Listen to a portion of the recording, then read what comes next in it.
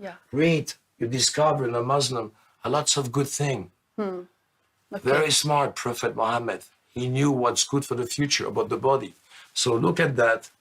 Don't ask me, and believe me, you have everything there. Yeah, no, it's a good point. The ulama differ about his ijtihad.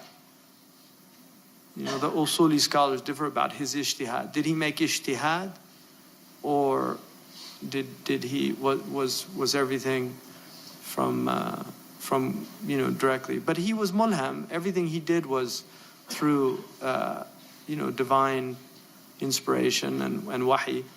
That when he passed by when he first came to Medina, he hadn't been in an agricultural community, and they were doing what's called ta'bir, yu'abbirun and nakhil, because nakhil is male and female, so you have to cross-pollinate.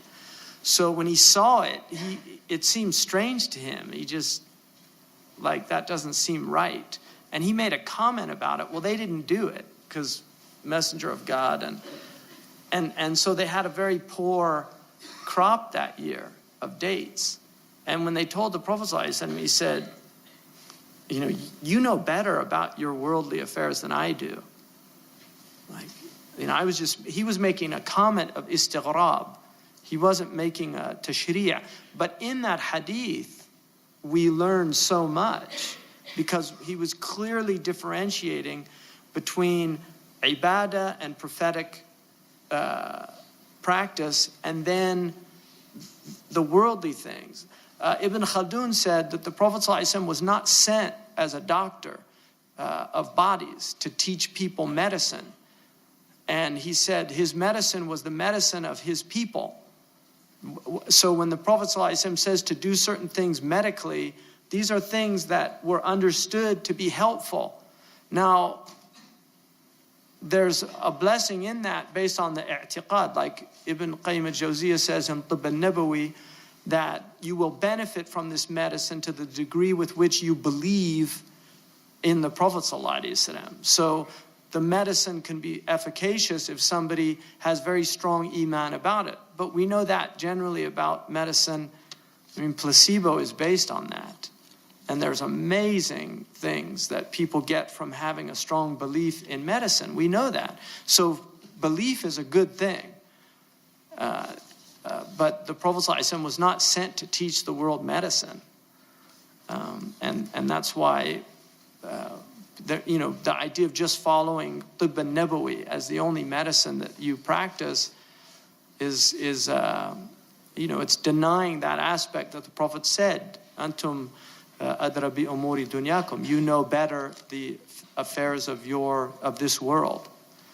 So, but about the siwak, there were certain things the Prophet did not, he was afraid that they would be, like the tarawih. He didn't do it, he stopped after a few days because he saw people, because he was worried that Allah would make them do it, binding on them. So there were certain things that he did not want, shafaqatan li ummati, just out of his compassion and mercy for his ummah. But the siwak, he was very adamant about using the siwak. Some of the Sahaba tried to count the number of times he used it in a day. He cleaned his teeth several times during the day. He took very good care of his teeth. He had impeccable, you know, we would call it oral hygiene. He flossed his teeth. Takhlil al-asnan is the sunnah.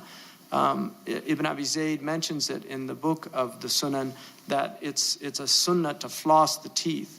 And he used to use a palm fiber through the teeth, and said that the angels are disturbed by food between a prayer's teeth.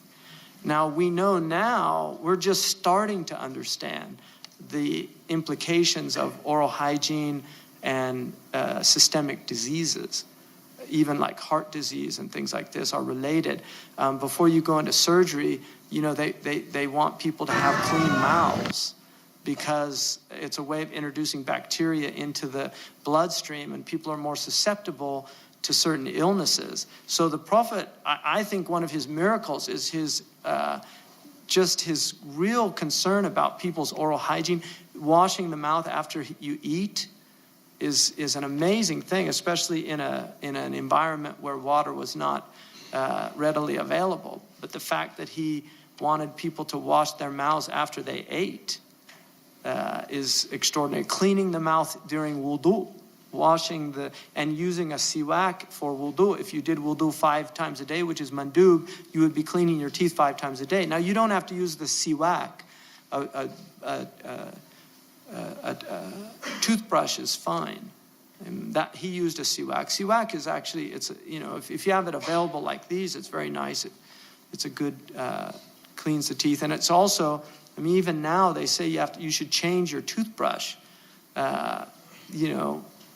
frequently, because they become actual carriers of germs and they can actually infect you as well. So there's no doubt everything that the Prophet ﷺ came that has been established as a sunnah of him, a practice, is prophetic and it's wahi. We believe that. His sunnah is wahi in equal to the Quran. It just does not have the status of the Quran in its legislative power because the dilala is normally dhanniya and the wurud is normally dhanniya, which means that both its signification and its the establishment of it being from the Prophet without any doubt is quite hard to achieve with certainty. So the mutawatir hadith is equal to the Quran in legislative power. It can abrogate a verse of Quran. But the ahad hadith, which are the majority, that's where you get the khilafat, the differences of opinion. Can you please